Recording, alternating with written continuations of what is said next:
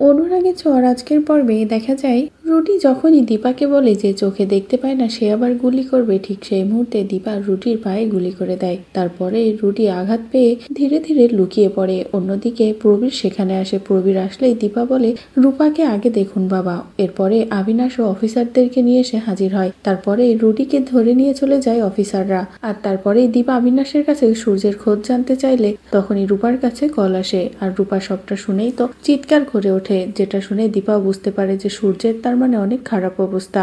এরপরেই অনেক দিন পার হয়ে যায়, দীপা নিজের চোখের দৃষ্টি ফিরে পায়। তারপরেই দীপা সূর্যের কাছে যায় আর বলে ডাক্তারবাবু এবার আপনাকে সুস্থ হতে হবে, আজ আমাদের রূপার সন্তান হতে চলেছে, ও মা হবে। এদিকে সোনাকে নিয়ে চিন্তা করছেন। সোনাও আর এখন একা নেই, সোনার সাথে বিয়ে হতে চলেছে আরিয়ানের। এদিকে সোনা বলে বাবা তুমি সুস্থ না হলে কিন্তু আমি বিয়ে করব না। তারপরে হঠাৎই সেখানে কৃষ্ণ আসে আর বলে এক্ষুনি যেতে হবে, রূপার অবস্থা ভালো নয়। তারপরে তাড়াহুড়ো করে সকলে ছুটে যায়।